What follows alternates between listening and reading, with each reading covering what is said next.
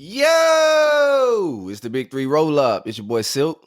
Whew, it's Kev. Why And you let me Newberg. say Mariah? I know you heard it. Oh, I know that you shit got heard me it, hyped. Kev. Man, I stuttered a little bit when I heard it. Yeah, man. I've been working on my octaves. How you Nice. feeling, Berg? I feel fan. Is this possible? Can I feel fantastic with a side of anxiousness? What you got going on, bro? What you anxious about? Say the market. No, definitely not the market. I'm anxious about the show. I get anxious before the shows. For what? I don't know. You wrote down all these jokes. You gotta see which Nah, one's gonna just making slap. sure. Yeah, the jokes are slapping. Just making sure I got everything ready to go. I don't know. It's stupid because we've done like 400 shows, but I still get anxious. Yeah, I don't get any anxiety for the show. I How you feeling, Kev? get excited. Yeah, I'm feeling outstanding, bro. Like out fucking standing. I told you guys on Monday that I had been like back in the gym and shit. So I got up again at 5. Fucking did that. I've already showered. Like vacuumed out my car this morning. Like I've gotten a lot done at fucking 10 o'clock. So I feel So outstanding, bro. Accomplished. Yeah, man. I'm feeling. I don't know, dog. I'm feeling like Kodak on the side of Florida State sidelines after a big win. That's how I'm feeling. what's got you Football feeling is like that? about to go down, man. Football about to go down. People showing up, they're doing COVID tests. Oh yeah. Gainesville's 100% no COVID, bro. As far as the football players, the game's about to get played, so you know how I'm feeling, bro. I'm feeling bullish.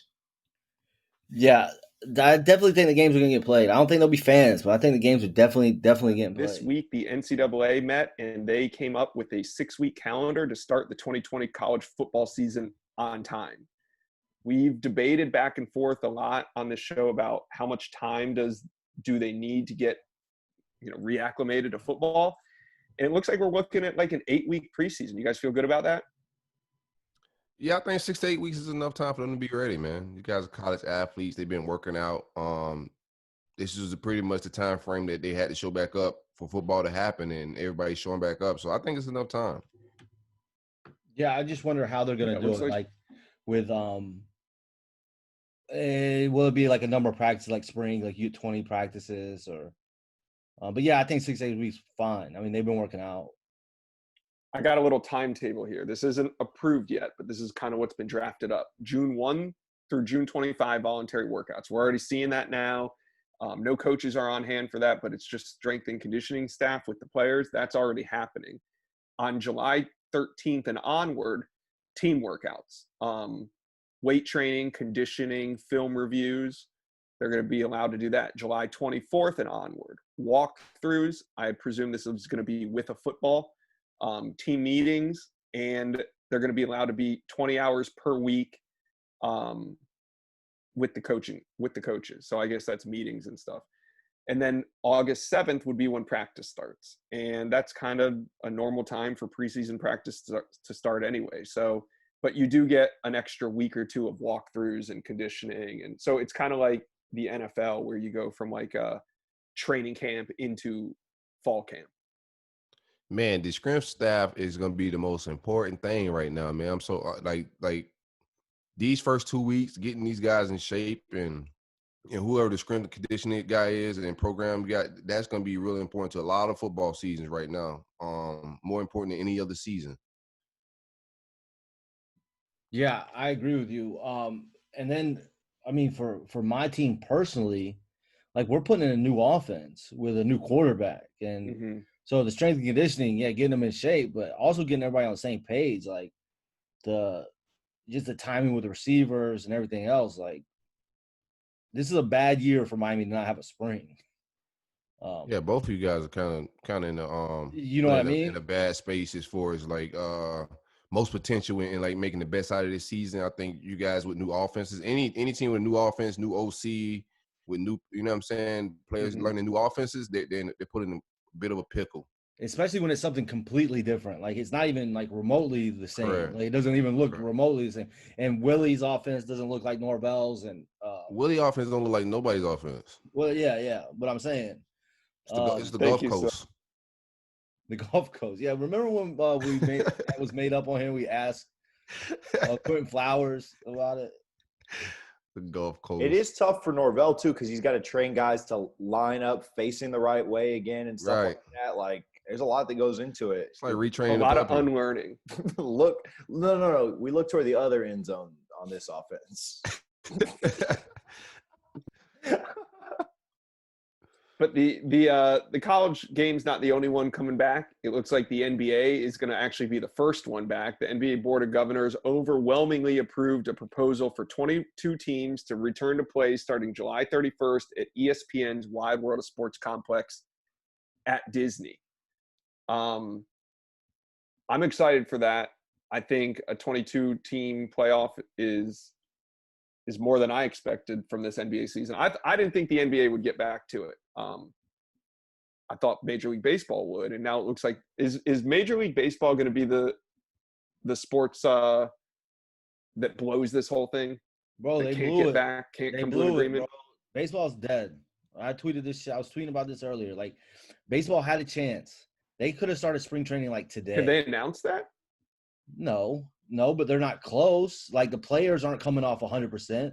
The owners aren't going to fucking pay 100%. They're so far away. Now the owners are coming out saying every other fucking league has a salary cap. They're trying to, like, get a salary cap out of this shit. Like, baseball just don't get it.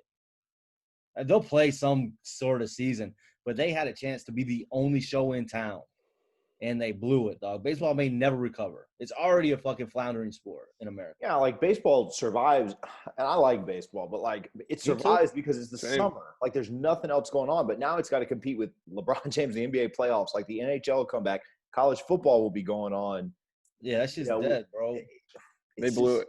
Not great. NFL will be back, like, yeah, it's screwed up. And baseball is one of those sports that would be so easy to bring back during this pandemic because it's the one we've talked about this. It's the one sport that, like, you everybody's have already 6 feet away. Yeah. Contact with another person. Right. But their ownership, them baseball boys is about their bread. They don't give a shit about all that shit y'all talking about, it dying and all that shit, bro. My check. You know what I'm saying? Like, how y'all gonna reconfigure this money? Like, how this shit gonna make sense for me financially? Now y'all talking about salary caps. Them baseball boys don't give a shit about rings and shit like that, bro. The pennant. Nah, right, bro. Yeah, and I agree with you because they get, I mean, what I would call like an average player is signing a $150, $200 million contract right now, and they don't want to go away from that shit. They see DeAndre Hopkins, might be the best receiver in football, arguably making $14 million a year, and like a utility second baseman's making $20 million a year. Right. It looks like fuck that. Fuck that all the way. Looks like they're off on games. The MLBPA has made a proposal to the MLB for a season of 89 games with a full prorated share of salary and expanded playoffs. An NFL source familiar with the negotiations told ESPN's Carl Ravitch that the proposal is a non-starter. Quote, out of concern for the players' health, extending the regular season past September 27 won't happen. There is a window of playing between 60 and 70 regular season games, but pay still remains an issue. So that pay, boys. Hey man, y'all figure the 89 bread games out, is too many anyway. Play 60 or 70. Man, the boy said y'all figure the bread out. Y'all could call us. Other than that, man, all this do it for the fan shit. No, man. Like, how is this shit gonna benefit me and my family? Y'all fucking with the money.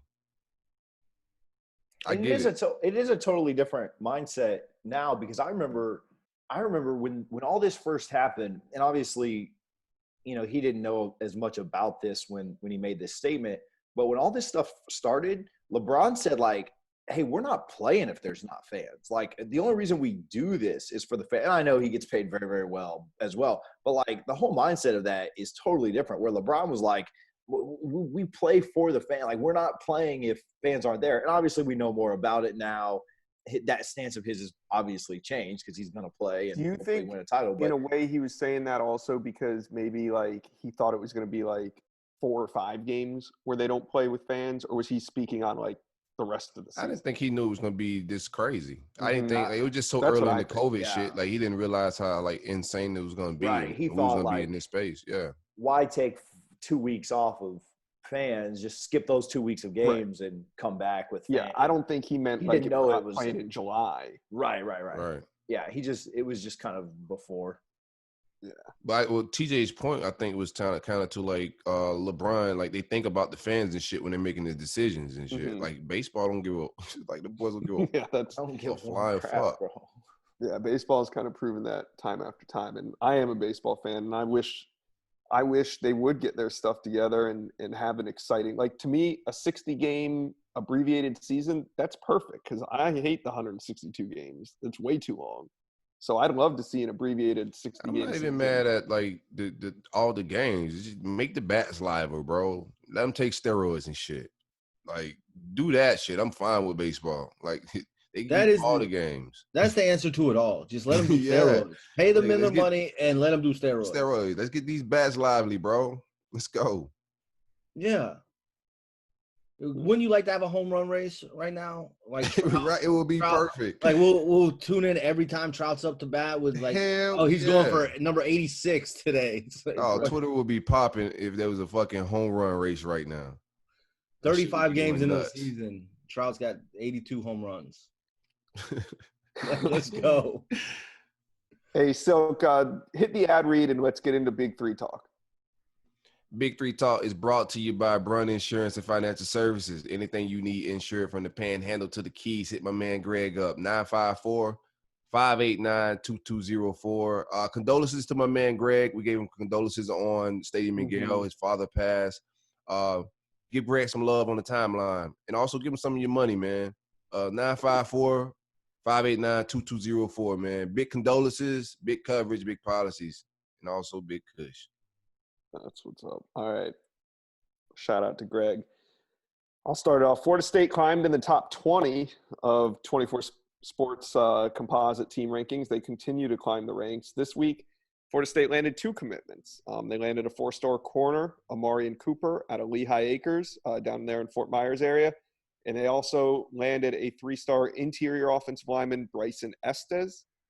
We'll see where he ends up fitting, either guard or center. FSU beat out Arizona State, Missouri, Nebraska, and Penn State. I'm sorry, they jumped. Those are the teams that they jumped. They're now in the top 20. Estes and Cooper committed, what was that, Sunday and Monday of this week. So we're recording this on Wednesday. So those are the only 2 commitments that we saw this week. Recruiting's up. We do want to get into what happened last week at Florida State between Marvin Wilson and Mike Norvell. You fellas see this? Did you guys wake up to this on Thursday morning like I did? No, I went to sleep to it Wednesday night.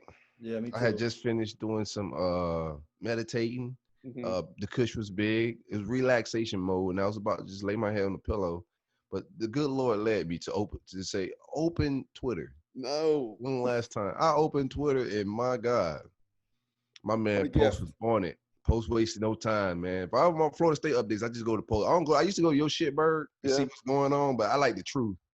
So I went to Post shit, man. Next thing you know, I see this Mike! shit. I see the mic. I see the mic clips. Did he post it? Of course they did. They was Grimes woke up the next morning. They was in pick and roll mode, but yeah, Wednesday night, dog. I seen. I was like, yeah, Thursday's about to be fire, bro. Bro, like I saw, they were like really hiring Odell again on the timeline. Like Mike was out of there for Wednesday night. Like Odell was gonna get the job again. He was entering. So I wake up 5:30 in the morning, Thursday morning, thinking it's just an average Thursday morning. Like the pod's going to drop at 7. Most of my work's behind me already. Just going to go to the bathroom, pick up my phone, see what's going on. And surprise, motherfucker. Yeah, Marvin Wilson, for those that haven't followed along, I'm sure you have, but Marvin Wilson sent out a tweet around midnight on Wednesday night into Thursday morning expressing outrage over comments that Mike Norvell made in an Athletic article earlier in the week. Tayshaun Reed put out a little excerpt from the article that he was going to write. It's a bigger article that he was waiting on a few more coaches to speak with. It wasn't just on Mike Norvell. And this was seen by Marvin Wilson. Norvell had told the publication that he went back and forth individually with every player when asked about how he was handling the event surrounding the death of George Floyd. Wilson saw that comment and opened up about it on Twitter, and he took a stand. He expressed that he was angry over how Norvell represented their interaction with the team. See, Mike Norvell had not spoken with every player. Marvin Wilson was one of the players that he had not spoken with one-on-one, and he took exception to that. Of course, what played out over the next 12 hours, we'll get into that. But first of all, before we get into that, what do you guys think of what happened between Marvin Wilson and Coach Norvell? I think there's a lot of layers to it. I think what he did was, as far as holding the coaches accountable, I think that shit was dope. Mm-hmm. But I don't know what he achieved. You know what I'm saying? I don't know what was accomplished by the public display of holding him accountable. Well, Marvin Wilson met with Coach Norvell prior to the team meeting on Thursday morning. They met for at least an hour, and the team meeting started at 9:45 a.m. During that team meeting, Marvin Wilson asked for three things. One was that every player on the team become a registered voter. And then the other two things that he laid out had to do with fundraising and charity work within the Tallahassee community. So to him, I mean, I guess those were the things that he wanted to get out there. But what I'm saying is he could have achieved that without all of this public embarrassment. Right? That's what I'm saying. What did he achieve? That's why I think that's why I says layers to it. For him to not even go to him a beforehand. college student read something, popped on social media without thinking it through, and tweeted? No, I don't know what you're trying to say, but I'm saying he could have achieved what he achieved without embarrassing the coach publicly. Right. For him to skip that whole connection of, let me call my coach, in the same conversation that they had that morning before the meeting, they could have had that conversation anyways. If he had contacted the coach and said, hey, this is how I'm feeling about what you said in that article. There's a relationship issue. There's a trust issue. If he bypassed his coach, the whole staff, even his position coach, he could address anybody on the staff. He went straight to social media. As a guy, I think Marvin's a smart guy. I don't think he made any mistakes. I just don't know what he achieved by publicly doing that. Right. And for me, when Mike Norvell was hired and he called all the media to Tallahassee and he kind of spoke to the media, and then when he was running this program, everybody said he's detail oriented. Like, this guy, he's mapped out everything. Like, there's not a detail he doesn't miss. So I think that goes to what kind of guy, what's the trust? Because he didn't just misspeak. I went back and forth with every single player. Like, he thought that he could say that and no one was ever going to call him out for that shit. Right. And he miscalculated. Like, when you say that he's detail-oriented, he knows everything, he's got every fucking step mapped out, he misstepped there because he thought that he had the power over he was only one person away from getting away with it, Kev. Like, if Marv that's what don't I'm say saying. nothing, He thought he had the shit, power over these players. Well, I saw Tamari and Terry came out and said something, right? Yeah, afterwards. Everybody gets afterwards, after one everybody said something afterwards. Yeah. Okay, so he was one guy away from getting away. Made a statement afterward. But I think the trust is completely gone. And they can do. It was never there. It was never there. If for them to like I said, to bypass that whole relationship. I mean, if you got some type of relationship with even Odell, your position coach, like, you go talk to those guys first. He's a senior, bro. He's been around. He's not a person that plays with social media like that. He's not goofy on social media. So I think this stems from the fact that they've had Marvin Wilson's had three different coaching staffs in his career at Florida State now. This is the third. So I don't know if there is that built-in trust like you guys are talking about. He's at the same position coach, though. Marvin feels that now the team is closer. Here's a quote from Marvin Wilson. This was, I think, the day after it all went down, but this was his first quote. It was just a different vibe around the team. Honestly, it felt like we got closer. Sometimes families feud, fight, and stuff like that, but this time the stuff really helped us grow closer. Build better relationships and grow more comfortable with our coaches moving forward. I feel like we grew as a team that day. Everything Everything has been moving better, smooth sailing. We've got a lot of guys feeling more comfortable around each other, coaches, everything. Well, I can tell you that shit. Just because he said, like, sometimes families squabble or whatever, and then we grew closer. Well, with my family, if me and Bethany fight, I don't go to social media and talk about that shit. When we talk one-on-one, like Mike Norvell and Marvin Wilson should have before all of this, then we feel closer. And then it's kumbaya and all that bullshit. You don't got to play it all out. You guys have been in a relationship. He's gonna you give guys a have been in a positive relationship for 10 plus years. Like we had Facebook when we were first starting fucking around. We didn't. But you're much more mature now than you were then, I'm sure. Bro, it's just, you know what I'm saying? And you weren't 18. We could grab players' quotes after Willie did goofy shit, after the shitty season. Like, you could grab quotes of how the team get closer. Bro, it's like coach speak. Yeah. That's player speak. That's 100%. It's the same shit. It's player speak. Yeah. He's talking about how things ran smoother. I mean, we're talking about like things are running smoother. What in 16 hours, right? They're running smoother than the fucking national pandemic. So he went on better than the riots, bro. He went on to explain, quote, that night I didn't get any sleep. My phone went off the charts. I was up all night, people calling me, trying to figure out what's happening and stuff like that. But I wanted to really keep everything in-house. I took the stance publicly, but behind the scenes, I kept everything between Florida State. That makes no sense. No sense. There's no behind the scenes, bro. You opened the curtain. Yeah, you aired it out. Just we would have never known. Just because you didn't respond to the "you up" text doesn't mean let me just reread that. That goes back to my first thing. I didn't know what he achieved by doing it publicly. Like, it doesn't make sense, man. Only thing that makes sense is they like there was no relationship and he didn't trust him at all. Yeah, because if he would have, I mean, obviously you're asking a lot here, but like if he would have approached Norvell and said like, "Hey, bro, this ain't right," nobody ever finds out. You know what I'm saying? Or maybe Norvell comes out and says like, "Hey, I just want to correct this. I haven't had conversations with everybody, but I did reach out to everybody. We've had a lot of conversations. Just want to make sure there's a little miscommunication, but be open." And then Norvell looks like a good guy for that. You know what I'm saying? Like, it all looks real. So, yeah, I don't know. Post on social media like here's a little bit more from Wilson. This was after the meeting. We talked like grown men, and we came to those three conclusions. It was a great talk, and now we're moving forward. The stance I took was never to be disrespectful to Coach Norvell, but it was the stance that we can all be on one accord. He got this Who wrote that for you? You wrote that for him, Berg?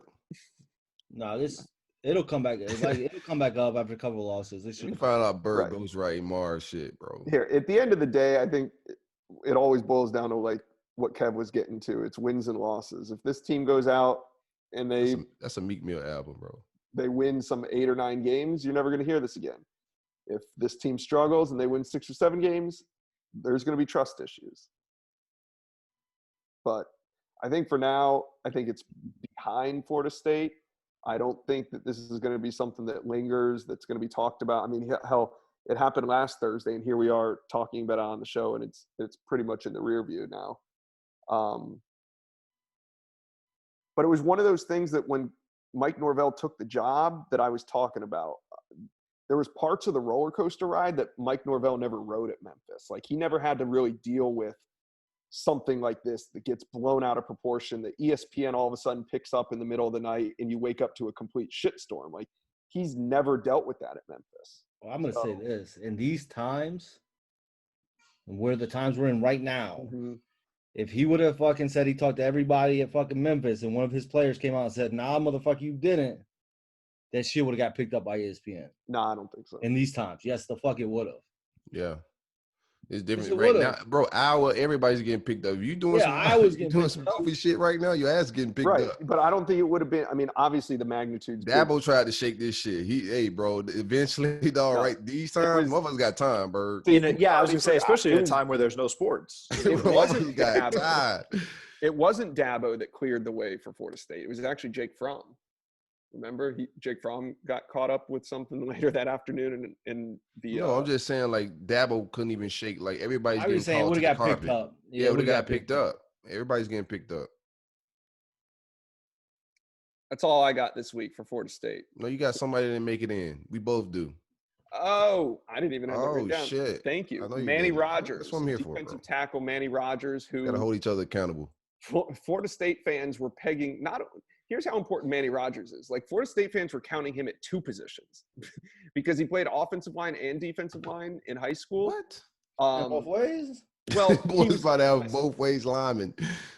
This is no. What fucking I'm Pop saying is, Warner. no matter how many times I said this kid's coming in to play defensive tackle, Florida State fans always held out hope that Manny was actually going to end up on offensive line and be a tackle, which was not the case. So I'm just saying he wasn't going to actually play both sides, but fans were counting on him to be this like miracle worker that came in and fixed a lot of problems. But he is now headed off to Hutchinson JUCO in Kansas. Chris Nee broke the story on Knowles 24/7 this week. Chris spoke to a source close to him, informed him that this has kind of been something that has been in the works since signing day. Hutchinson has been with him. I think I don't know if you sign with the JUCO or if you just enroll, but it's pretty much a done deal. He was the last player that had not reported to campus, which is why which prompted Chris to make a couple phone calls and find out that Manny Rogers is heading to JUCO. The plan is potentially to get out in a year, but you know how those things go. We always hear that. Yeah, That's a good transition. We'll see that boy in 2 years. Last chance you, 3, 4. The interesting thing will be to see Mike Norvell's stance on JUCOs. I know from covering Jimbo for 7 years, there was about a 5% chance, 10% chance that if you went to JUCO, you were going to get re-recruited by Florida State. We don't know what Mike Norvell's track record will be. So right now, I think there's a good chance from what I'm hearing, talking to people behind the scenes, I do think that FSU is going to, stay on Manny Rogers and hopefully bring him back. But, when kids go to JUCO, there's nothing guaranteed. They can be re-recruited by anybody in the country, and nothing obligates them to return to the school that they signed with. Already. So so to Gator news. Shout out to my man Greg Knox in the Whiffettes. My man Greg Knox with again on another running back. Travion Cooley, 4-star running back, ends up committing to Louisville of all places. So Where's he from? Oh shit, where is he from? Was he in state or out of? He's out of state, bro. Yeah, I wouldn't even high on that kid, bro. We just got to offer every running back in the world right now, and just hopefully we can get one on campus or just get more transfers. Yeah, I mean, yeah, we always get the guys that, you know what I'm saying. Who that DeMarcus Bowman bounce back is going to be sweet. Shit, we got to see if he makes it on Clemson's campus. There's some smoke out there. He may have to go JUCO, bro, but we'll see. That's just a little smoke that's out there. North Carolina. So we missed out on the commit. Other news, my man Johnny Brown, 4-star defensive tackle out of Sebring, is going to JUCO as well. Didn't make it in academically. We're not in the same kind of pickle as Florida State. We signed 3 defensive tackles last class without him. 4-star Jalen Lee, 4-star Lamar Goods, and also the young phenom Gravon Dexter. But Johnny Brown's one. I think we're gonna try to stick, like Berg said, kind of follow him through this whole process, and hopefully we get him on campus. We'll see. Also depends on how his JUCO career go. Mm-hmm. He may not perform. Yeah, he probably has to get re-recruited. You never know. What else? Any other news? I've got a quick question on that. So as kind of a novice that it doesn't understand this, I've seen that they waived some of the academic requirements. Is that true? And if they did, how does that relate to? You mean for the COVID? Yeah, like how are people not getting in, or was that just kind of fake news? Because there's still because I think the certain test scores but the clearinghouse is a totally different thing. You know what I'm saying? Like your transcripts, we still have Leonard Manuel, another wide receiver that we're waiting to see if he's gonna get in. He's waiting to get clear from clearinghouse as well. All things are waived. No, but I think all things. Scores were waived, maybe. Yeah, because he got the score. He got the score in the grades. Credits and but your transcripts. No, if you got too many transfers, they're gonna flag certain classes and certain things. Right. Like if you just didn't go to high school for 3.5 years, this doesn't wipe that out. Correct. Right. Like if you just or had bad grades and stuff like that. Yeah, I don't know what the exact details is on that. So we're still waiting on another guy. I think we'll know about like July 6th is when they saying wasn't Johnny Brown at Clearwater High School or Largo High School, or wasn't he in Pinellas County? Was he always at Sebring? I don't know. I just read your website, bro. Well, no, he is at Sebring. I mean, he graduated from Sebring. Oh, it says hometown Tampa, Florida. So yeah, he must have transferred prior to his senior year. Yeah, man. So that's it for Sebring High School. You know the Connect. You know who the head coach is at Sebring High School, right? No, I don't. Larry Scott's brother. Oh yeah, that was. I forgot somebody said that. That's probably where the communication probably fell off a little bit too between when Larry Scott got off the staff, because he was kind of monitoring that situation. Yeah, somebody told me that behind the scenes. Yeah, we're fine at defensive tackle. You need the depth. I would love 4-star defensive tackles instead of 3 for sure, man. But it is what it is. What are you guys gonna do at defensive tackle, Bird? You think you guys hit the JUCO ranks? You kind of have to. Luckily, I mean, how lucky is it that they got Fabian Lovett back from Mississippi State? That would have been a disaster had Manny don't lose Fabian Lovett. Oh yeah, I was relying on Manny to play defensive tackle as a freshman. Well, no, but Fabian Lovett's a 3-year. He's not a grad transfer. He's a 3-year guy. So that's why that's important. And also Jarrett Jackson, they got a 2-year transfer from Louisville who is going to play defensive tackle. 5'6". Yep, you remember him? Dog, I told you to put the crystal ball in because I thought he was going to commit to Florida State in the beginning of the shit. Yeah. And he was telling you, no, trust me, he's going to Louisville. Well, Grimes was. Yeah, y'all finna get y'all shit pushed in, bro. Well, no, but so in the short term, FSU was not trusting Manny Rogers to come in and play right away. They had those guys, but you also got to supplement the long term as well. And Fabian Lovett is going to be a 3-year player for Florida State, so that's very helpful. They're still in a pickle. Hey, when it comes to the trenches, you need all the talent you can get. Florida State, I'm not saying that they're in a good spot there. I'm just saying that they do have some answers. No, y'all ain't got no answers. That shit getting pushed in. Ain't got no type of rotation in the future. Y'all got to get a lot of bodies, man. Posting Grind's been telling y'all to fire that man. Y'all don't I agree with boys. that. I mean, I agree with that. I don't. What? Hold on. You agree with what? I think that I've always said Florida State built their national championship through their defensive tackle recruiting. When Jimbo Fisher got there, for some reason, we're talking about firing Odell right now. I don't know what you're talking about. He came in. Look what Jimbo Fisher did when he got there. He landed Timmy Jernigan, Eddie Goldman, Derek Noddy. This ain't about Jimbo, bro. You know what I'm saying is, Jimbo still landed with you that the strength of the team must be built through the defensive tackle position. Jimbo's still you on build that it shit from the inside out. Same with offensive line. Yeah, I mean, but posting Grimes his team get Odell the hell out of here because he can't recruit no more. So, well, I'm not ready for that. See, then you ain't ready for change, my brother. Well, I want to see how it goes this year. I want to see how it goes this year. No, I like that. Yeah, see how it goes this year and next year. It's August. I mean, it's June. You can't fire anybody in June anyway. So that's how Miami was. I go there. Remember Art Kehoe? That's how Miami was with him. Like, he was there for all the national championships. Just keep him around. Oh, he's gonna get it back. Oh, this motherfucker dog, get this Kehoe out of here.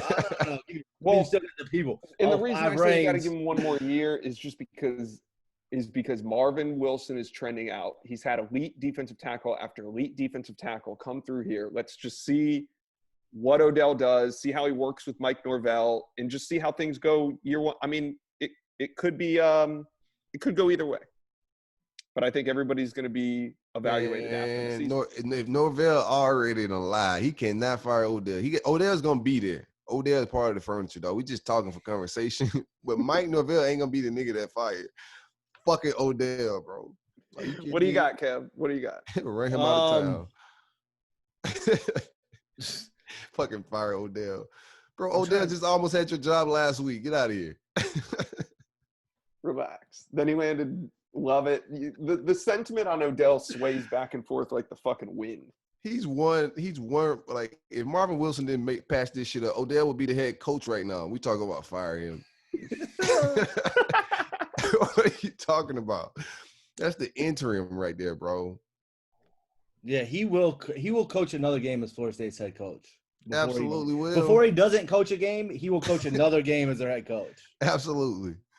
That is one thing I hope we never see again. I'm willing to put money on that shit. Me too. Like a long-term stock investment. Yeah, good investment. I think that's a good bank call. on that. That's a good poll. Hey, For put it on the Will poll, Odell Guillermo. coach another I'll game put at it on Florida there. State? Yeah. Yeah, put that shit up. So Miami finally got the commitment from Jared Williams. Houston offensive tackle, who Berg said was the number one offensive tackle transfer on the board. Berg lied. It was Stuart Reese. It came down to You guys both took that out of context. it came down to Miami. No, It came down to Baylor, and it came down to Florida State. Manny shoved Norvell in the locker. He punked him. It pumped him, shoved him in the Florida locker. State didn't have any more room. They didn't have any more bro. room.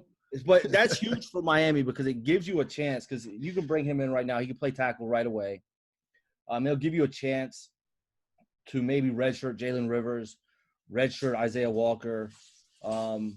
It's just a huge pickup. Jared Williams obviously didn't get the mass text or he didn't like it. So he picked Miami over Oh, you think that was the deciding factor, huh? his old coach at Baylor and Norvell, which I never really got to Florida State, like how they were even involved. So There's no connection. I mean, they were they the called him once or twice. I don't know if I'd call them the dark horse, but Berg they were just typed it. He they just were on typed the it in outside there. looking in from the beginning because This they is the first had time no you said connection. outside looking in. This is You said it was revisionist. down to Miami That's and not Florida true. State. This is revisionist history. Berg, you're a habitual liar. You are. You guys this is the first time you're listening to the show? So now we know that Manny Rogers or Jared Williams will not be playing offensive line for in the upcoming season. Hey, Florida State took their offensive line transfer, the kid from FIU. That was their transfer. He'll be the only person on So their y'all got a roster shot that's at ever beating beat Miami. He's the Yeah. only person on their roster who's ever beat Miami. He's got the secret sauce. Is he the only? He is, right? The only person that's ever beat Miami on that roster. Marvin Wilson's about to go for 4. That's sad. What'd you say? Don't fucking what'd you say to me, bitch? I ain't saying that shit again. All right, that's all I got, man. So is that it for Big 3 talk? Okay. Wanted to the I see why Berg's FHSAA anxious before the show. He's got anxiety before the show. the FHSAA put their Trying to rules out remember for his summer lies. practices. Did you guys see that? For college or high school? Yeah. For high school, they want to monitor the heat using Man, They what was should've done that shit when I played? bitch. What the hell? We used to I have 2 could days have. off. I and played. at certain temperatures, they're going to cancel practice. Bro, all my shifts was being canceled. I promise had you, 2 bro. days. One time I had to go to the hospital and get a fucking IV bag, dog. Like I was And dying. you still had to out go there. back to practice. The next morning. You know, we did offense in the morning, defense at night. Yeah. So they're like, you can take off the defensive practice. You bring the IVS for the offensive shit. I say, what the? That shit was torture back then, bro. I was like, why are we doing it twice a day? Yeah, drinking out the fucking The cattle hose. Water hose that come out like the cow shit. Yeah. Man, shout out to football, man. So these kids are getting back to summer practices and summer workouts. That's good. It was going to get really weird for recruiting if there wasn't a high school season going on. Feel bad for those kids, those 2021 recruits and stuff. So this is good. This is all You good. think they're gonna do high school games with no fans too? Man, the Rona about to be out here. They 'cause already we got- do high school games with no fans. Yeah, where you A lot live of at. places Not around in here. Palm Beach County, they don't. Shit. I know what you talking about. You speak for your own Nobody shit, goes to Johnny. games here in Tampa. Well, then you don't. Hey, this the Mecca down here. The Tri-County, we go to high school games, bro. Travel.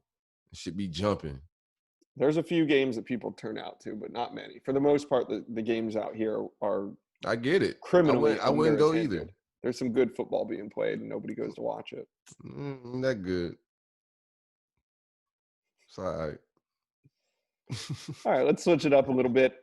We were out in these streets over the weekend protesting peacefully, of course, and everybody across the country has kind of taken a stand, gotten out there.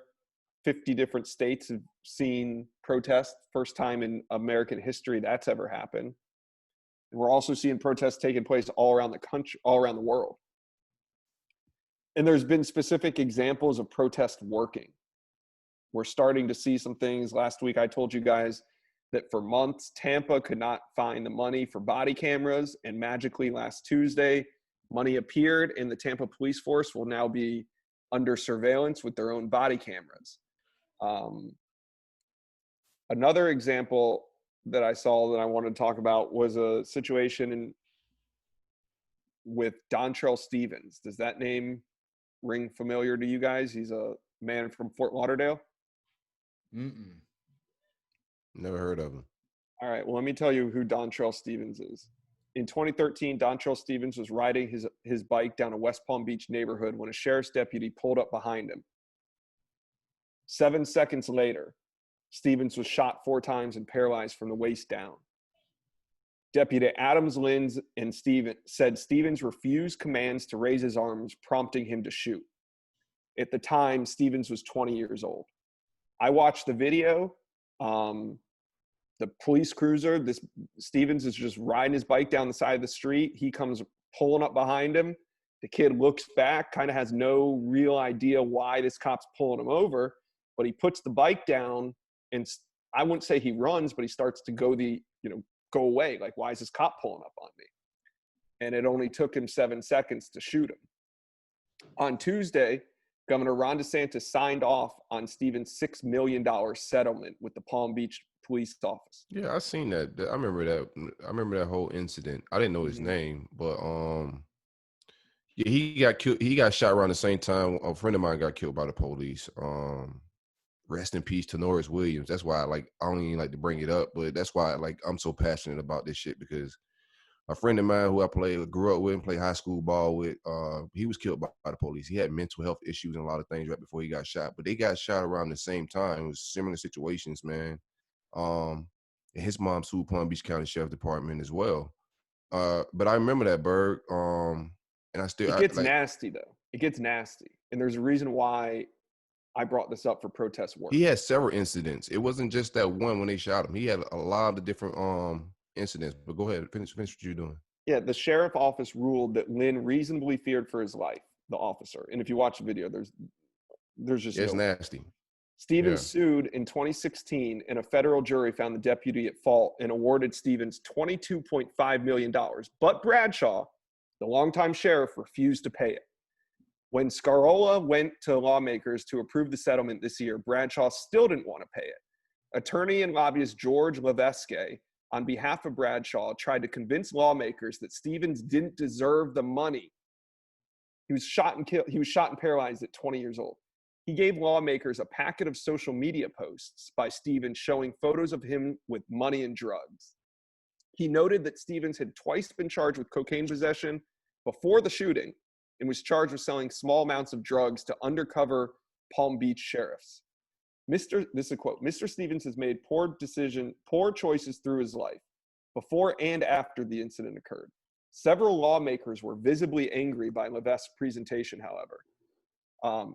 Mr. Levesque, I got to tell you, I'm trying terribly hard not to be deeply offended by your argument," said State Representative Tom Leake, "because it would appear that your argument is that sovereign immunity is somehow a license for a government actor to shoot somebody in the back. That is not something I could stand for.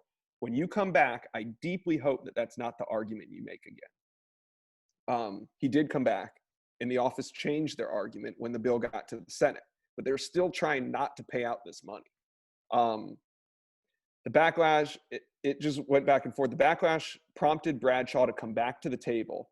Through negotiations with his lawmaker, Bradshaw agreed to pay $4.5 million to Stevens' trust, plus up to $1.5 million toward any outstanding liens against Stevens for unpaid medical bills. With the sheriff's support, the bill coasted through the legislature. It was unanimously passed in the House, which is virtually unheard of for a claims bill.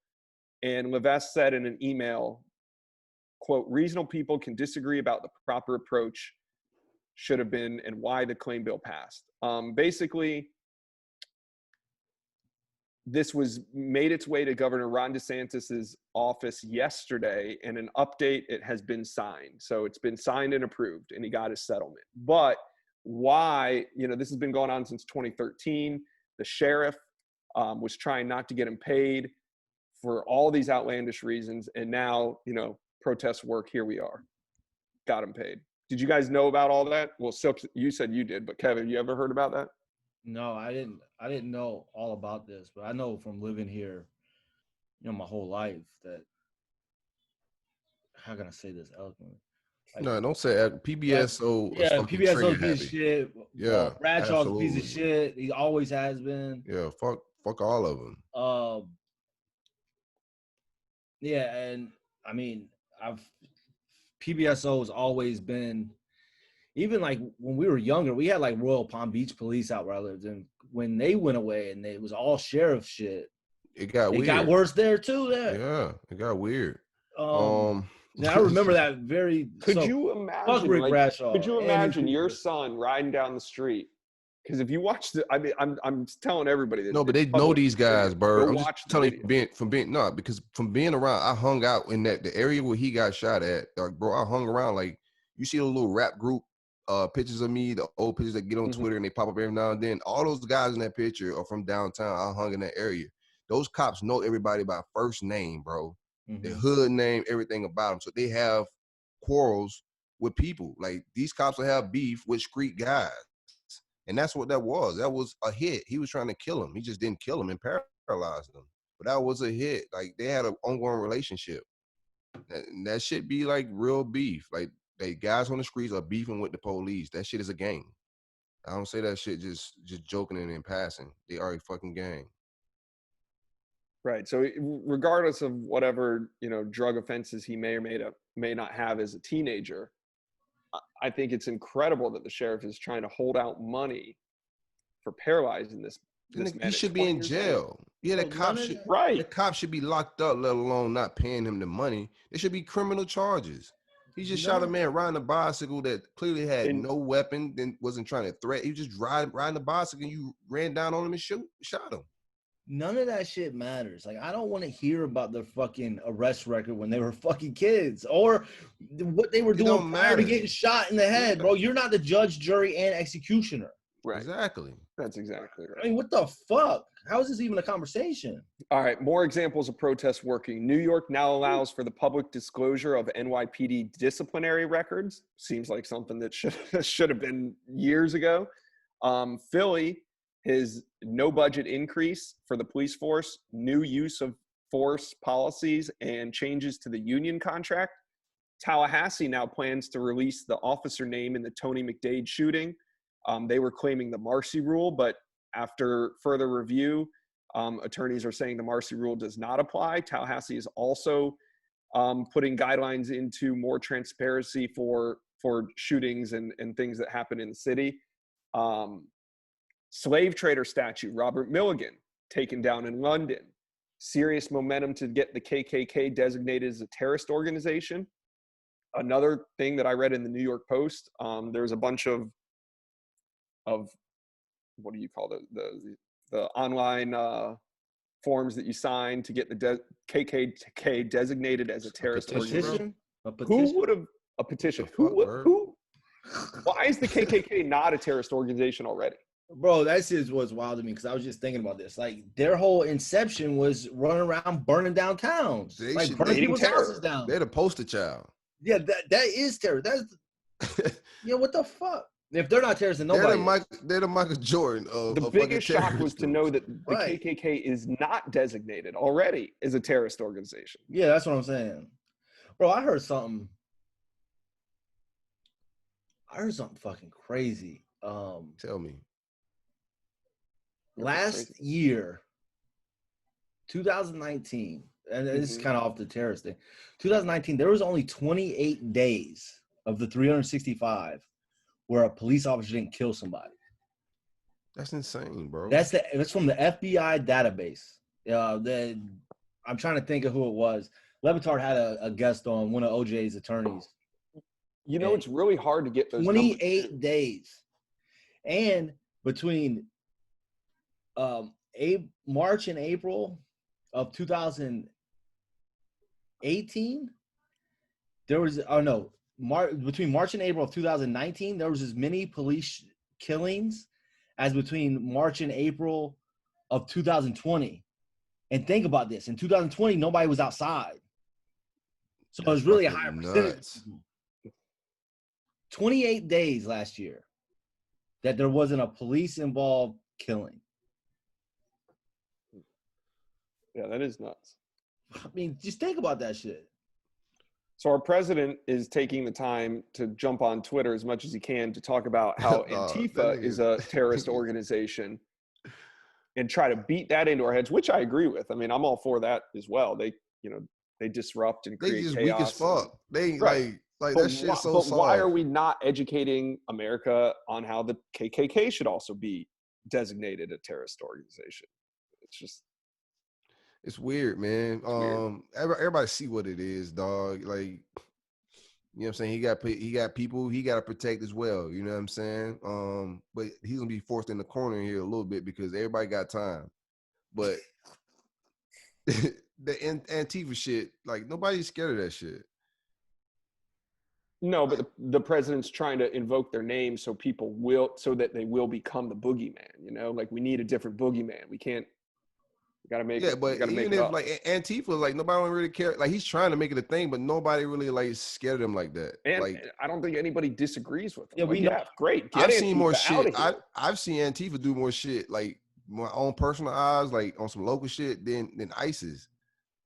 Motherfuckers was scared than the motherfucker of ISIS. You say ISIS in the wrong room, dog. Like shit get weird. Yeah. Well, yeah, man. Trump been getting his tweets off. That shit's been hilarious.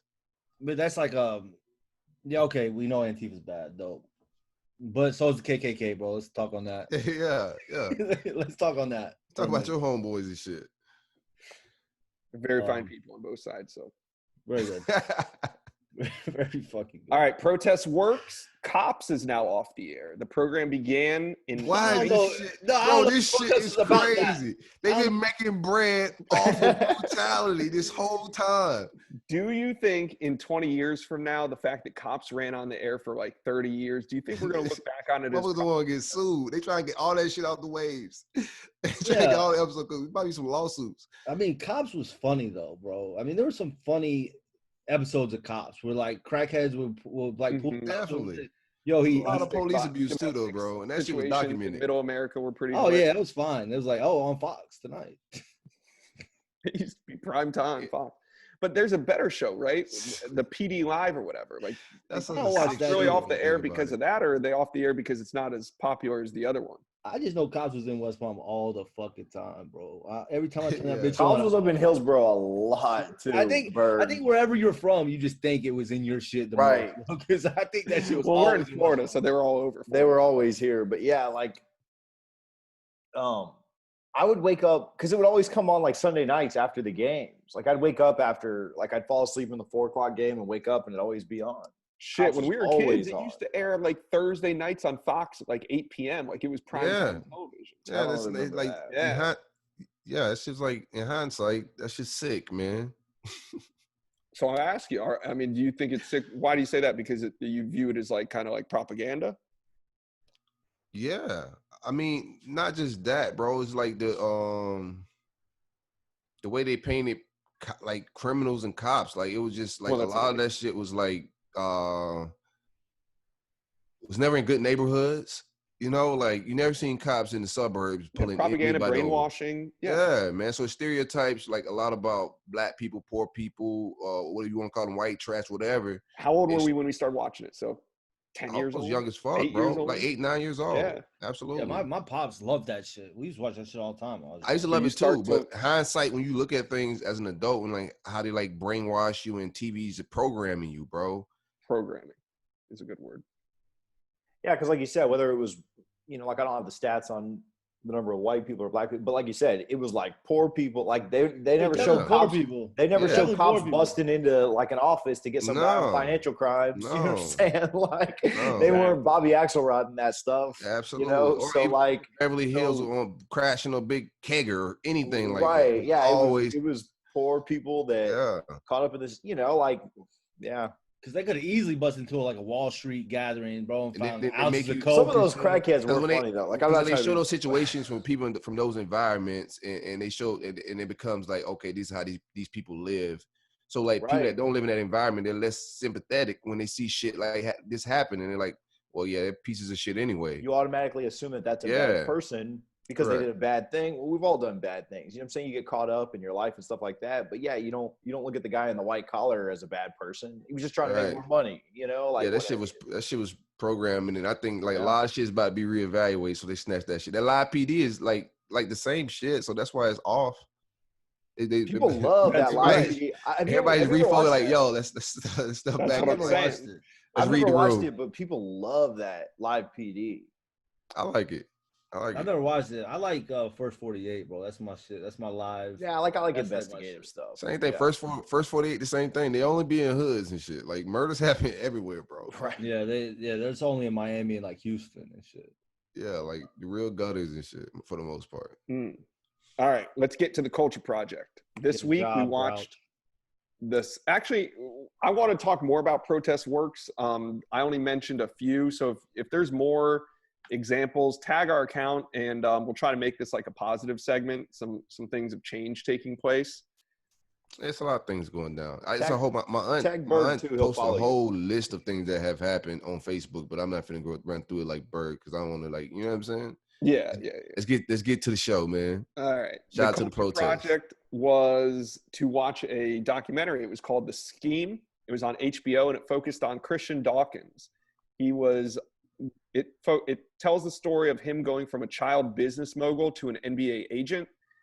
He gets caught up in the college recruiting game and the rest. Well, the rest is a big story. And he basically became the fall guy for this huge FBI operation. Did we all watch it this week? What did we think? Bro, I am so happy because I was telling y'all last night, I can't find it anywhere, you know what I'm saying? So I thought you were gonna mail it in, bro. I was gonna mail it in, but I was so fucking close to mailing it in and just faking it. I was gonna watch like YouTube clips, but I'm so glad I watched that shit, bro. That shit's dope, bro. That shit is a dope ass documentary, and his story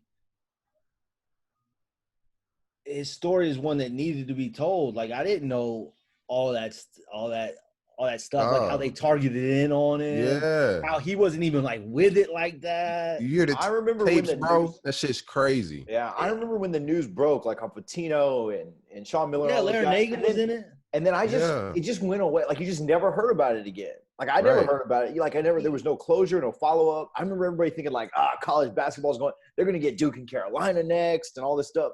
It just went away. And hearing this story was like, his wiretaps were like, yo, if this motherfucker's so stupid to just throw out money, we ain't gonna bribe nobody. We're just gonna keep the money. Yeah, he's saying what he's about to do, bro. He's pretty much saying like, this guy's just dumb. We're just gonna keep his bread.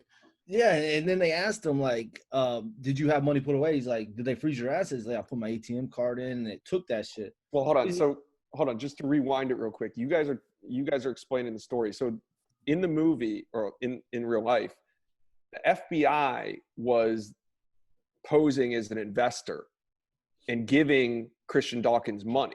The FBI wanted the money to go to the coach, because if the FBI goes to the coach, they were trying. Yeah, it was pure entrapment. Then they could frame him for bribing a public figure, because coaches work for public universities. So you are now bribing a public figure. And I think Christian Dawkins back up from there. Yeah, you can even back up from there. So the real start of it was that there was this guy that they had on charges for something else. There was no case. There was no crime. There was no case. There was nothing. They just picked him out of the clear blue sky, bro. They basically had this guy. I forget the guy's name. The fat guy. Marty Blazer. Blazer. Blazer. They had Blazer on some stuff, on some charges, and he basically said, "Okay, I'll bring you some info." And so he made up his own case. Like, there was no crime.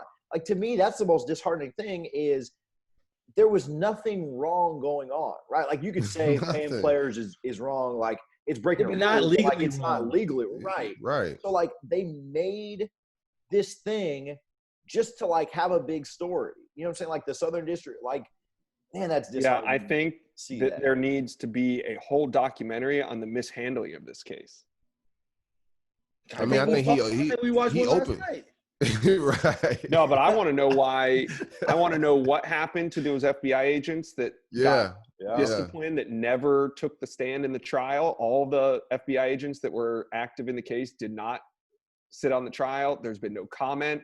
One guy shipped off the case, fired or not. But the FBI dumped millions of dollars into this thing to get him I mean, you know, if which you was watch nothing. them, They dumped he $1 kept, million. bro. Not only was he was trying to tell the guy that was the Fed agent, yo, this doesn't make sense. Why would we do this? Why would we do this? It doesn't make sense. What do you want me to do with this Who money? kept his money, bro? That's the How best. is that not money. He said entrapment at that he kept point? saying we could spend this money elsewhere and better, man. Like what do you I don't understand what you're trying to do. And The they kept FBI pushing wanted it. him to commit a crime. So, The for them to greatest- arrest this man and spend more government money trying to try this man at trial. It's what they try to do amazing is to me that they bully him into taking a plea bargain that just because he's scared. It's amazing to me that there was no crime being committed, and the FBI, the government, spent millions of dollars to try and make a crime be committed. Like nothing was happening. Like that just blows my mind how wrong and immoral and backwards and just that is so awful. Creating the crime. The dopest part of the whole thing though was he never got out of his business acumen. He kept saying, like, this shit don't make sense. We're never going to recoup this investment. Like, why are you getting a $5,000 a night suite? Yeah, he's like, I'm getting at the fucking Marriott. Yeah. A couple $100. Like, we're never going to recoup this investment. Yeah, he's one. And then when he started in the AAU shit, getting the fucking sneaker deal from Under Armour before any of this shit ever happened, and then being on trial and being, yo, I got to go somewhere, and cutting a record deal with Atlantic Records. Like he's just a genius, bro. He's just a master. He's a genius. He's a master at relationships, cultivating relationships, keeping relationships, keeping everyone happy. And then when they said, "Yo, get us Patino, get us Sean Miller on wiretaps," he said, "Nah, just take me to jail." And he's in that shit with El Chapo. Right.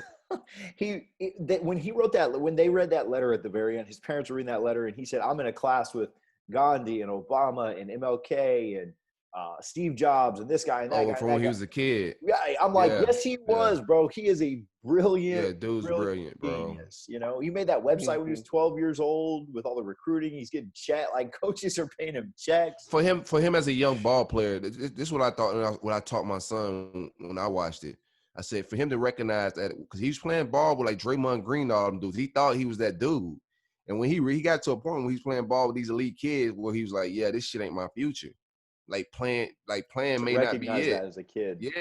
Yeah. So he recognized that shit early, and then he readjusted, man. And you gotta be multi-talented and trust all your abilities, not just physically, man. So I thought that was dope for him to recognize that at a very young age and adjust. Yeah, man. No, it was really cool. The things that he did when he was 12, man, setting up the recruiting, the website and selling a service to evaluations and shit at 12. Yeah. That's dope. When he said, "I ranked myself one time," he should have done that. He was like, "I should have too, bro." Yeah, like sometimes people. It's just such a dope documentary, bro. HBO does a very good job. I don't think nobody does it better. Yeah, but I can see exactly how he went from starting working with coaches at that level to progressing. Because I used to when I left Scout. When I left Scout in 2008. Like I was getting paid $500 to run the USF site and they wouldn't let me do more. I started working for a recruiting service and this was the same type of stuff that was going on. Like we sold a recruiting service to schools for $6,500, right? Well, there were some schools that were paying like $25,000, $30,000, $22,000. And it's the way that, money can be funneled. And shortly after that, I think it was 09 or 10, the NCAA put in a rule where every service that sold information like that had to sell for the same price to every school. Like if you were selling a service, you couldn't sell it to UCLA for $6,500 in Oregon for $30,000. So we got the company I was working with, they got caught up in that Lake Seastrunk scandal. Remember what? But why can they do that though?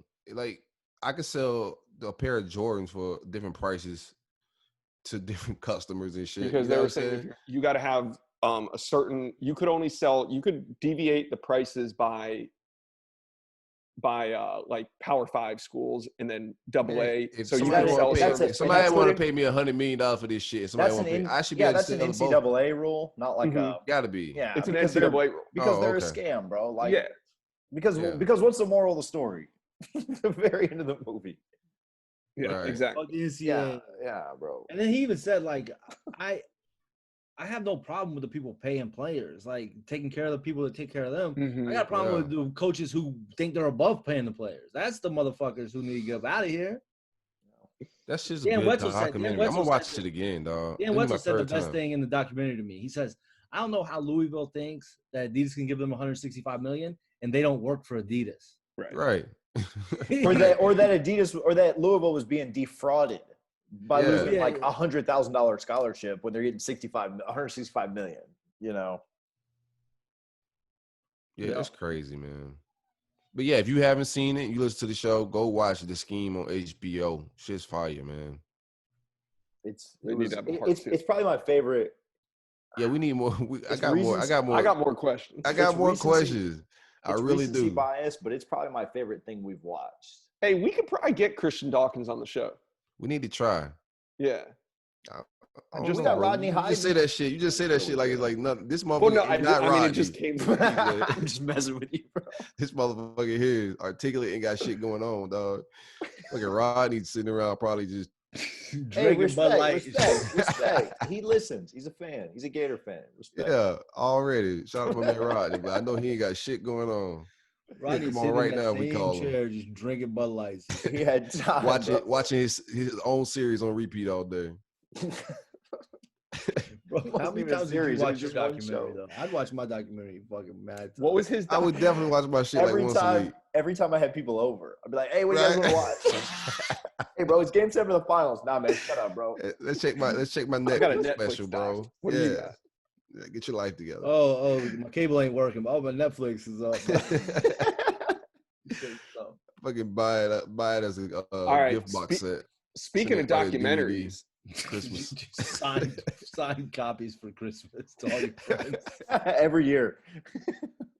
Did you guys see Dabo's documentary that he put out yesterday? 17 minutes long. I ain't watching that shit. You watched it? I didn't even click it. I watched most of it. I didn't click it, bro. Fuck what he's got to say for 17 For real. minutes. Like I said this somewhere. Could have been at the dinner table. Could have been on Twitter. Yeah, it could have been to my coworkers. I don't remember. Oh, I told this shit to somebody. Somebody already knows this. So if you're listening, you already know. Like, fuck Dabo. Like, thanks for beating Al Golden out of Miami. But other than that, bro, like, I don't want to hear what you got to say. And I heard he did 17 minutes of saying nothing too. Tap dancing around the topic. No, he didn't say much. I watched it. You got 10 minutes in. That's all you got to tell us. I can tell if you're a Clemson fan, you ate it up. It's just more of, Dabo being Dabo, and I don't think the words don't make up for the actions, right? Like, the actions have already been out there. The way that he's handled himself through all this, he hasn't taken a stand. I don't think Dabo feels like he needs to. I can see why he feel that way. But it's still fuck Dabo. That's how I feel, man. Like, there's nothing he could do at this point. You know what I'm saying? His track record is what it is. I guess that's what came out. Was. Yeah. Yeah, it's just nothing he can do. It's nothing he could do. I think it's interesting, like, during this time that D-Hop and other players from Clemson kind of went out of their way to talk about things they ain't like on campus, statues and whatnot. I got that right here. Former Clemson players DeAndre Hopkins and Deshaun Watson are petitioning the university to remove the name John C. Calhoun from the school's honors college, with Hopkins noting that the slave owner's influence is the reason he does not mention the university's name when he's introduced before NFL games. I did not know that DeAndre Hopkins did not say Clemson's name, nor did I know the reason. Yeah, I don't watch NFL like that, so I wouldn't know. I got a couple quotes here from John C. Calhoun. You guys want to hear what he's about? I kind of know. You ain't even got to read it. I kind of know what he's about. Quote, I hold that in the present state of civilization, where two races of different origin and distinguished by color and other physical differences as well as intellectual, slavery is indispensable to a republican government. Liberty is not a universal right, but is reserved for the intelligent, the patriotic, and the virtuous and deserving. DeAndre Hopkins said in an IG post that I want to bring up something that has been bothering me for a long time in my community. Clemson University still honors the name of well-known slave owner and pro-slavery politician John C. Calhoun on its building, signs, and in the name of its honors program. I felt this oppressive figure during my time at Clemson and purposely do not mention the university's name before NFL games because of it. I'm joining the voices of the students and faculty who have restarted the petition to rename Calhoun Honors College. I urge all Clemson students, football players, and alumni to join us so that the next generation of Black leaders can be proud of this institution they graduate from.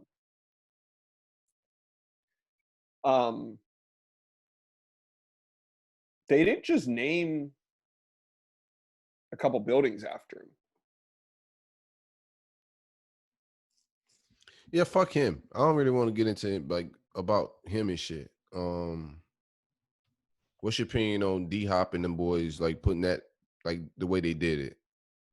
I think it was interesting during these times with like you know what I'm saying, stuff out there about Dabo. Yeah. Nobody really they have no opinion about that, but they did have something they wanted to throw in the mix since everybody got like shit on their shit they get out their chest. Talk about trauma, right? Like repeating trauma. Imagine walking through a building every day. Imagine walking to campus. See, I didn't know this. The Clemson campus is built on Calhoun's Fort Hill plantation. Florida State got shit going on too, bro.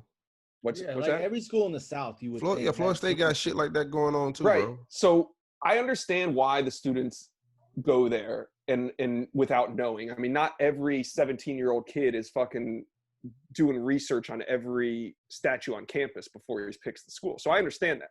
But I don't understand why the adults here who know the history, who on a college campus could easily say, hey, let's get rid of this. And it would probably have the support of a lot of people. I don't understand why Calhoun's name is on it. But like I said, I did more research, and the Clemson campus is built on his property, on a plantation. There's not just a couple buildings named after. Yeah, I'm sure. The whole fucking campus used to be a plantation where 70 to 80 African Americans were enslaved. Right, but they're not gonna move the fucking university. No, I don't think so. No, but I mean, like it's a lot of traditions. Rename the building. If you got to rename dope, then they should rename all the buildings that have racist. I'm just letting you know, you got some statues in Tallahassee, like it's black players walking by that same stuff and playing in the stadium, and like it goes like like that's the shit. You strip all of it, not just Clemson shit. Like a lot of people got some statues and shit up. A lot of people on these buildings, like you me taking names off a lot of buildings real fast here. Is there a problem with that? I don't give a shit either way. Either way. Yeah, I really don't give a shit either way. I don't give a fuck. They can leave it up or take it down. You know what I'm saying? I understand why D-Hop don't feel that way because they're invested in those places. I'm not. Like it's different for them. They got a lot of blood, sweat, right? And but we're talking about that. Yeah, we're talking about from their perspective, like walking through the building every day, knowing the name on it. I don't know if they knew the name of it at the time, but that's at every school. That's what I'm saying. That's almost at every school. You know what I'm saying? You look at the names on these buildings. So it ain't just at Clemson. I think most of the players, like we just as black people, we don't really walk around all day just like worried about like, oh man, racism and like you can't enjoy life like that, bro. Like you deal with it, it becomes like a little bit of your norm. You know what I'm saying? Of dealing with this bullshit. So you just go on with life. We don't like. I'm pretty sure they wouldn't walk in that building every day like, oh fuck, I gotta walk by this fucking slave master and shit. Nah, they just fucking looking for some cheeks. Something to holler at before class. Put their headphones in their ear. It's vibing, bird. They probably could wear a hoodie because Norvell's not the coach. Yeah, that's worse than fucking. Well, football can't come back. That's way worse than the name on the building. Who do you think wants football to come back the fastest right now? Out of everybody? Dabo, bro. Yeah. Everybody needs football to come back, bro. Everybody needs football, but Dabo, it's good for Dabo. Motherfuckers is getting canceled. I knew this shit was coming to football. It's hitting everything. So it's only a matter of time this shit hit sports, bro. Lo and behold, boom. Wildfire. My man Dan Mullen just been on TikTok doing all kind of goofy shit. What happened on TikTok? I didn't see that. We got to protest. Oh no, bro. He's just been doing a lot of goofy shit on TikTok, bro. I'll take the goofy shit, bro. Like dancing? Yeah, as long as he don't say no crazy shit. Right. Just lay low, bro. Don't go do no interviews about. Yeah, I mean that's to the whole team.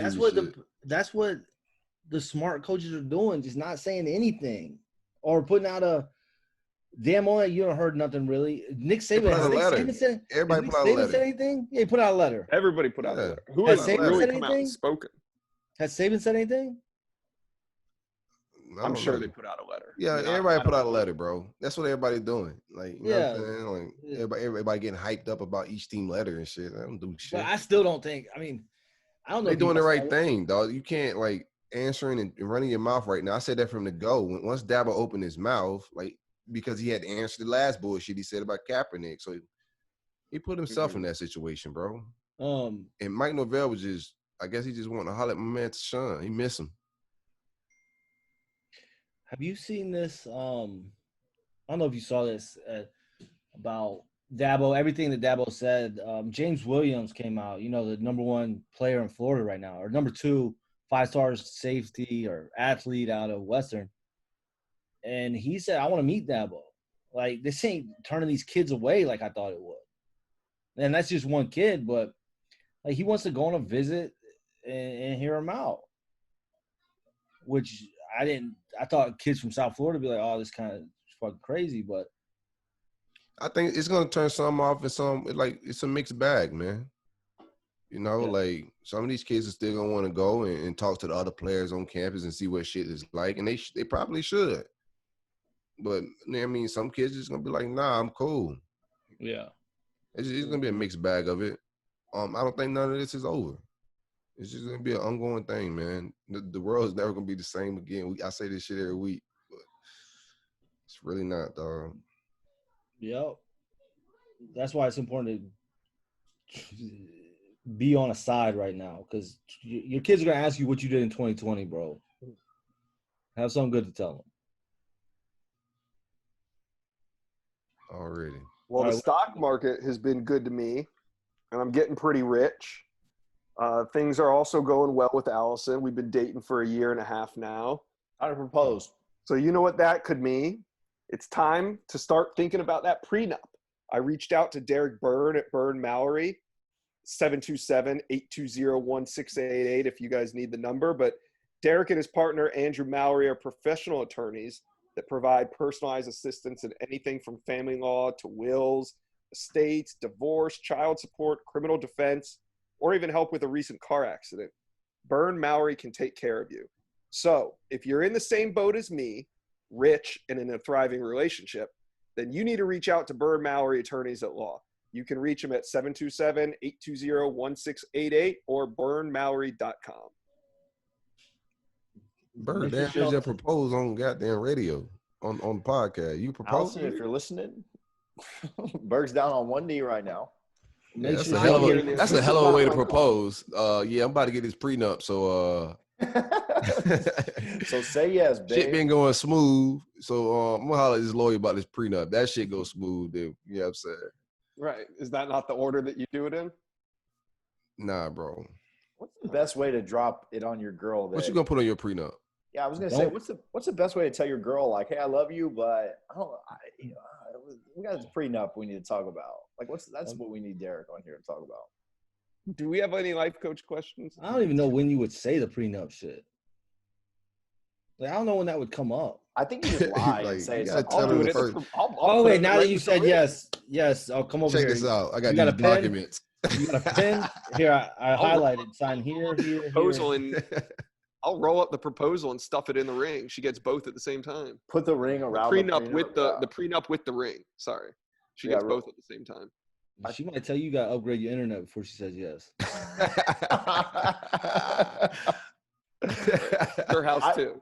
Yeah, I think I just some demands. I think I'm just telling her it's something else. Have her lawyer see if she can upgrade the internet. All right, what do we got for life coach this week? Anything? Yeah, this is a long one, but I'll still read it. Hey guys, big fan. Signed up for Twitter a few years ago just because of the show. Anyways, I was discussing this situation with my son. not the one who lives with me. And he suggested making this or sending this question in. I need to edit this because you can obviously tell it's not from this. 3, 2, 1. Hey guys, big fan. Signed up for Twitter a few years ago just because of the show. Anyways, I was discussing this situation with my son and wanted to ask you guys your thoughts as well. I've always been an introverted person. My ideal night is a quiet one in front of the TV with my wife. I love raising my 3 kids and was sad to see them go when they left, but was also happy that they were living their own lives and I can enjoy the peace and quiet that I hadn't had for a long time. All of my children are married now. My oldest is 32, living a successful life with his wife and children, but my daughter quickly lost her job and couldn't find a new one and relied on her husband, who is 31. Who is 31. They had 3 children, 6, 5, and 3, despite it not being I can't understand what he's saying here. But anyway, moving forward, they fell behind on rent and couldn't support themselves, so they all moved in with my wife and I. Then my other son and his wife, both 26, had 2 children, and they made a lot of financial bad decisions, including buying an expensive car from an unreliable person. Turns out the car was stolen and was taken by the authorities. My son lost a lot of money on it. My goodness. We're about halfway. Hold on. My wife enjoys a quiet life like me, but she's also more of an extrovert, and she loves having kids and grandkids around the house. But this is a nightmare. I thought my days of being a parent and running after the kids was over, but it feels like I'm doing it now more than ever. I shouldn't have to put up with this at my age. And at my age, I have done my job as a parent. I shouldn't have to do it all over again. I get no peace at all, and I can't read a book for 5 minutes without being interrupted by a screaming child. Bro. It's horrible having 11 people crammed into one house. Granted, it's a big house, but still, even going to the restroom is a pain because I always have to wait for multiple people, my family members, to go. I ain't trying to laugh. Sorry, bro. I always have to wait for them to go first. What's really annoying is that everyone else seems to be happy with this arrangement. I know they're all looking for jobs, but I don't particularly see them putting in maximum effort to find somewhere else to stay.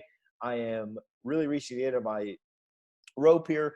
And when I tried to talk to my wife about it, she was appalled with me, saying that you don't stop being a parent once your kids move out and that I should help them in their time of need. Last sentence. I sort of feel like she's right, but at the same time, I can't stand this anymore. What do I do? That's a tough fucking situation. No justice, no peace. Because your wife is right that you don't stop being a parent once those kids leave the house. But again, you've been raising these kids your whole life, bro. Like, it's your time. Like, when my kids leave, like, we're downgrading. Like, I don't want y'all back. And I want to see my grandkids. I want to have a relationship with my grandkids, but in fucking doses. Like, I don't know how he wrote all this crazy shit, all this long-ass email. I just a picture of these kids, like, hanging on his arms and shit while he's doing it. Like, I'm getting anxiety. It took him 2 days to write that email, bro. I'm getting anxiety thinking about it, bro. But, again, you got to help your kids, man. You can't have your kids or your grandkids just out on the streets or no shit like that.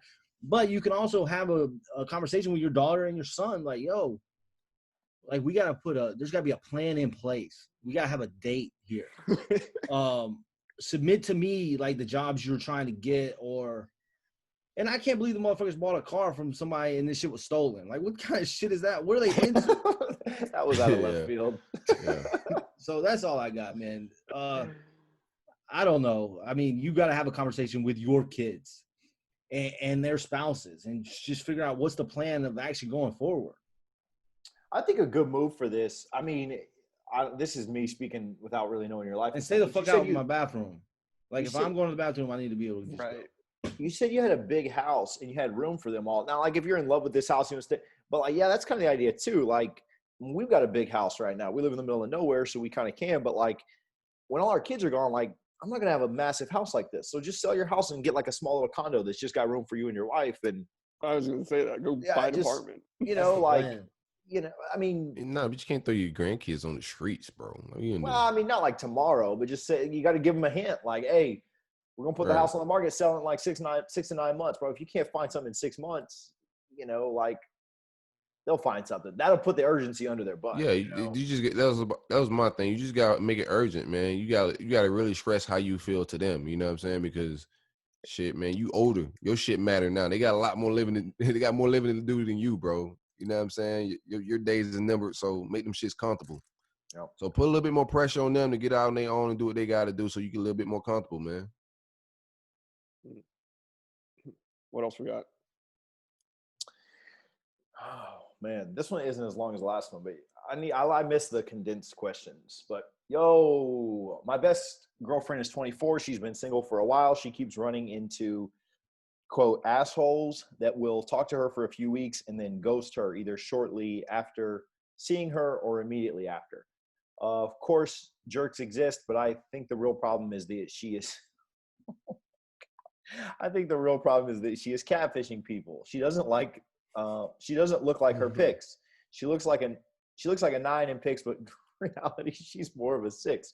She has a lot of net fat for someone her size. You'd think she was at least 60 pounds heavier if you only saw her face, neck, and she's very good at hiding it in pictures. Her pictures actually make her look like she has a strong jawline, when in reality, I feel bad some laughing. investigative work on these Bro, motherfucking pictures. Breaking down in reality, she has the complete opposite. She's an angle queen. Elite angles. Elite angles. I feel so bad for her. I want to help because she gets so down on herself every time this happens. I think she genuinely believes that she looks like her pics. How do I tell her that she know doesn't? The magic she doing. She doesn't understand why she can only meet guys who ghost her shortly after seeing her. I want to help her. How do I tell her that she doesn't look like her pictures?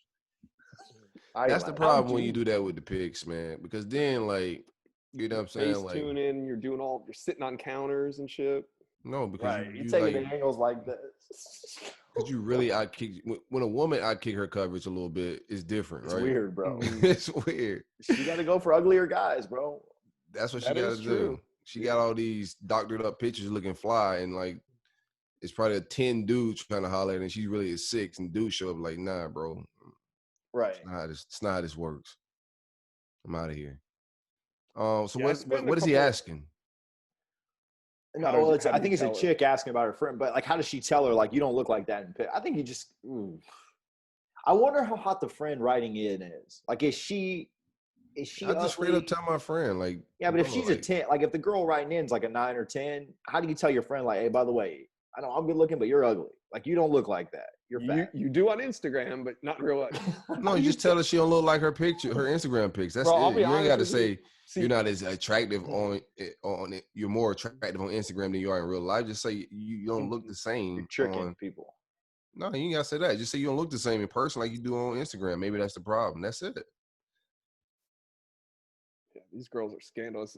None of you guys have ever been on these dating apps, but bro, like, all these apps are dating apps. That is true. Every single girl that I met. You talking about Twitter's a dating app, Facebook's a dating app, Instagram's a dating app. All this shit is dating apps. Yeah, not one looks like their fucking profile pictures. Not one. Not one. Similar. A few. But not exactly. Some of them are just as ugly as their profile picture. Like some real ugly ones. I'm like, yeah, she look just like that. She don't know her angles yet. It's one thing to use it's the angle thing. It is true. Like it is true. Like you'll meet these girls and you're like, yo, your face is round like a fucking pizza. Like that's not the same girl that I was talking to on Instagram or whatever. And there's no way to crack the code though. You just gotta shoot your shot. Try it. Yeah. Oh, you go the old fashioned way and just meet people in real life. Or that. I actually need to send a rebuttal life coach question because I don't know my angles. So I need someone to teach me my shit so I can get my shit. I used to have my better angles when I had my selfie stick. When I had the selfie stick, I was hitting them angles good. What did you have a selfie stick for? You remember that shit, Bird? Yeah, I remember selfie sticks. I don't remember you having one.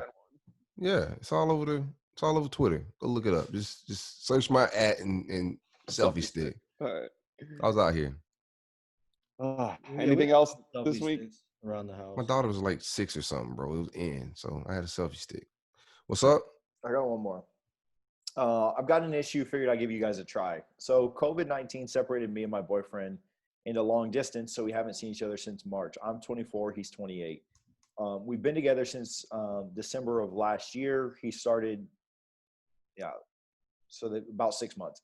He started being distant and hesitant lately, and I knew something was off, so I confronted him via phone. He told me that he didn't know what was up and what he wanted in our relationship because it had been too long, but we didn't actually break up. Then a few days ago, a friend of mine messaged me that she found him on Tinder. When I confronted him about it, he said that I was creating drama, and he had the profile for a long time but just didn't use it. I feel like he's gaslighting and trying to set me up as the crazy jealous one here, but I don't know if I can believe him. What do you guys advise?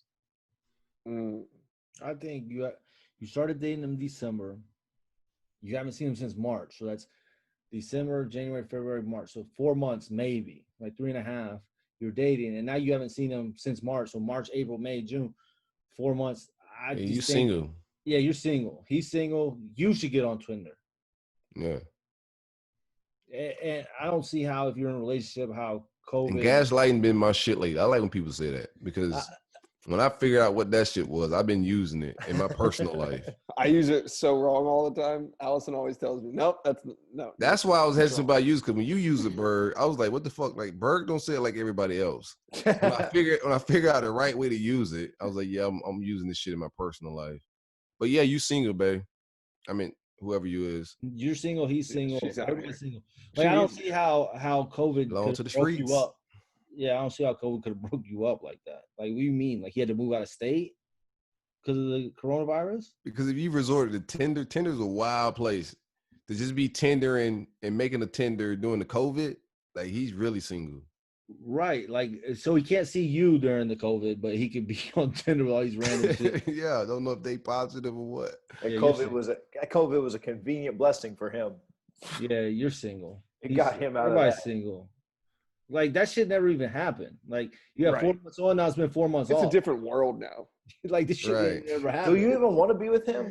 What's his stance? What's his stance on Black Lives Matter? Yeah. We got more important shit we need to find out about. Does he think football matters? Does his Tinder picture look like how he looks in real life? Or do you even remember what he looks like in real life if you haven't seen him since fucking March? Is he Antifa? I'm glad you get it. Or KKK.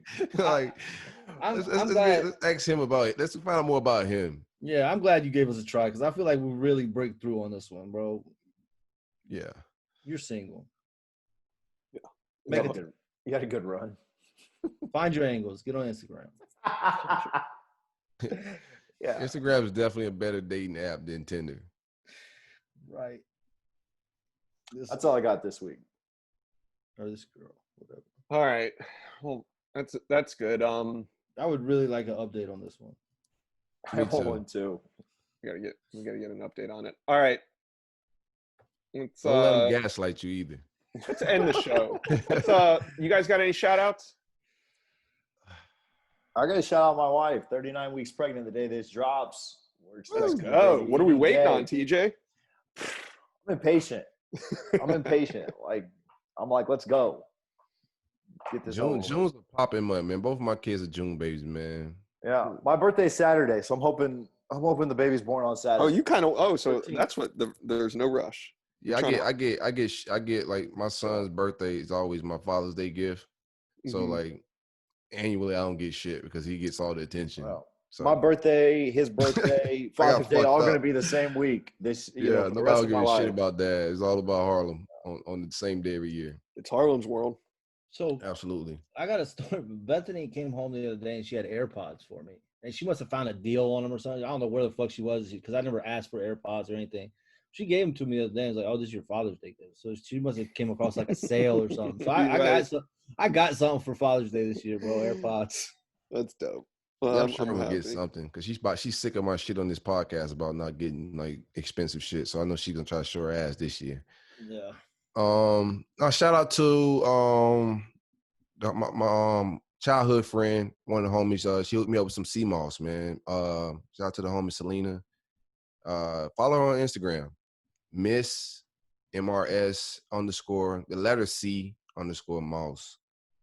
Sea moss is where it's at, man. Got my skin over here glowing and whatnot, bird. Well, I got a shout out. This happened during the show. I don't know if we should have put this in protest work segment, but 10 years after disassociating with Reggie Bush, USC is welcoming him home. That's a whole topic. They ain't no shout out, nigga. Yeah, well, it happened just now.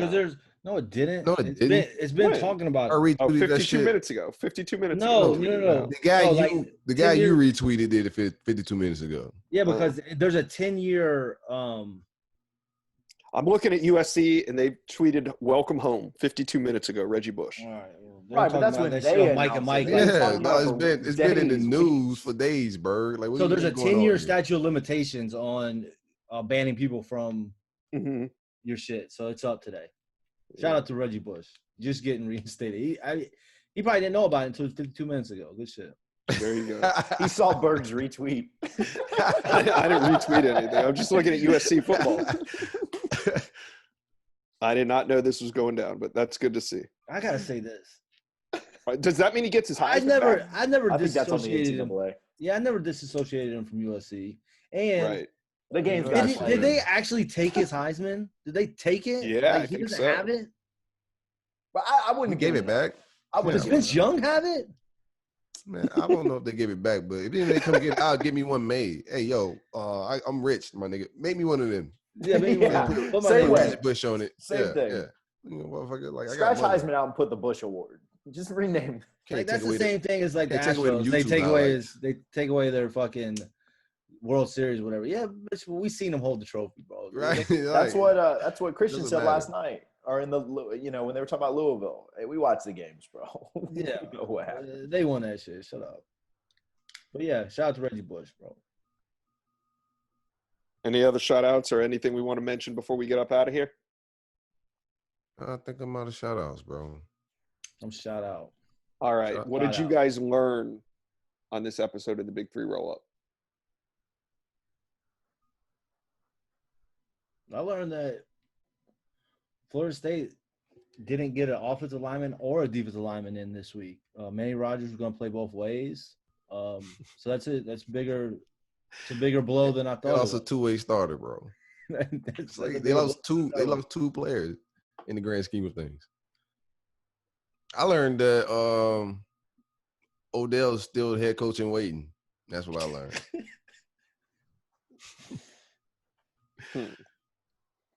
I don't know what I learned on this episode. I You learned that learned Reggie Bush is getting fucking reinstated. I did learn that is actually what I learned on this episode.